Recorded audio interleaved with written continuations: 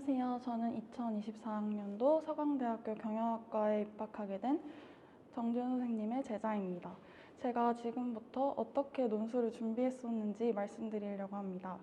우선 저는 재작년에 이제 입시 결과가 나왔을 때 6개의 학종을 썼었는데 그중에 하나의 학교만 합격을 하고 그 학교에 입학하게 되었는데요. 제가 그렇게 원하던 학교는 아니었기 때문에 많은 아쉬움이 남았었습니다.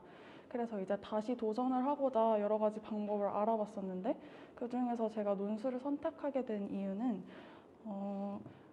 우선 제가 그 전에도 논술을 한번 지원하려고 했었는데 그때 용기가 나지 않아서 지원을 하지 않았던 이유도 있고 또 1년이라는 기간이 주어지기도 했고 또 논술은 그렇게 학교를 다니면서 준비하기가 힘들지 않을 것 같다고 생각이 들어서 준비를 하게 되었습니다. 그리고 로고스 정지현 선생님 반에 들어오게 된 것은 친구가 이제 추천을 해줘서 3월부터 함께 다니게 되었는데요.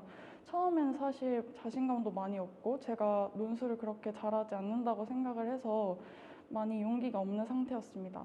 그래서 학원에 가는 것도 좀 꺼려지기도 하고 제가 맨날 답안을 작성해서 낼 때마다 약간 기분이 많이 안 좋았던 것 같습니다. 근데 이제 점점 다니기 시작하면서 한 5월 정도부터는 칭찬도 많이 받고 또 이제 제가 좀 이제 잘 쓰기 시작한다는 좀 이런 기대감도 있고 많이 이렇게 좀 이제 공부를 하면서 좀 용기가 생겼던 것 같습니다. 그리고 이제 지원할 시기가 다가왔을 때는 제가 서강대 경영학과 그리고 성균관대의 사회학과 그리고 동국대 경찰행정학과 외대 독일학과 그리고 홍익대 경영학과 그리고 중앙대 미디어과 이렇게 6개를 논술 지원을 했는데요. 이 중에서 제가 특별하게 계속 공부를 했던 거는 서강대랑 성균관대만 있고 나머지 학교는 그렇게 따로 뭐 공부를 하진 않았습니다. 근데 이제 홍익대랑 외대랑 동국대도 같이 합격을 할 수 있었던 이유에 대해서 말씀드리려고 하는데요.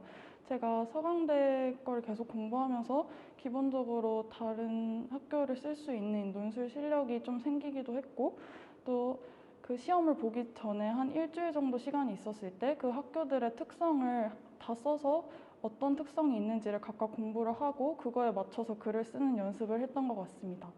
그리고 학원을 다니면서 제가 복습을 어떻게 했는지를 말씀드리겠습니다. 이제 학원에서 항상 과제랑 제가 그날 받았던 피드백 종이를 주시는데 그 피드백 종이를 보면서 제가 부족했던 부분을 한번 이제 밑줄 쳐보기도 하고 그거에 맞춰서 다시 작성을 해보기도 했습니다. 그리고 이제 예시답안 필사를 하시는 분들도 많이 계실 텐데 그 필사는 뭔가 그 답안의 중요성을 이제 두기보다는 이 학교 유형을 어떤 양식으로 써야 되는지 그리고 어떤 단어들이 선택을 해야 되고 어떤 문장력을 써야 되는지 이런 거를 이제 공부할 수 있을 것 같습니다. 그리고 제가 서강대 논술 특징에 대해서 설명드리자면 서강대는 한 문제당 한 1000자 정도로 되게 긴 편인데요. 이제 처음부터 글을 이제 쓰는 동안에 끝까지 유기성이 좀 필요하다고 생각이 됩니다. 한 문제에서도 되게 여러 가지 요구사항이 있는데 그거를 이제 좀 이제 요구사항마다 연결해주는 능력이 좀 필요하기도 하고 그리고 또 마지막 문단에 좀 발전적으로 논의할 수 있는 거를 한 문장 정도 적어주는 게 저는 약간 합격할 수 있었던 포인트라고 생각이 되기도 합니다. 그리고 저는 경영학과에 지원했기 때문에 또 경영이나 경제 부분에 대해서 알고 있었던 지식이 많은 도움이 된 것 같았는데요. 제가 지금 사탐에서 경제를 선택하진 않았지만 고등학교 2학년 때 경제를 선택해서 들었던 경험이 있습니다. 그래서 이게 저한테 좀 많이 도움이 됐던 것 같고 그리고 또 정지현 선생님께서도 그냥 논술 수업만 해주시는 게 아니라 뭐 경영이나 경제에 대해서 좀 설명도 해주시고 뭐 여러 단어나 뭐 이런 것도 많이 알려주셨기 때문에 그런 거를 좀 기억해 뒀다가 문제에다가 이제 문제가 그런 게 나왔을 때 한번 적는 게 도움이 될 것 같습니다. 근데 요즘 서강대 경영 문제 이제 추세가 너무 경영 경제 쪽에 치우쳐 있는 게 아니라 그냥 인문을 공부했던 학생들도 좀 쓸 수 있게 많이 문제가 점점 변화되고 있는 것 같다는 생각이 들었는데요. 이럴 때일수록 저는 이제 더 정확하게 답변을 쓰는 게 중요하다는 생각이 들었습니다.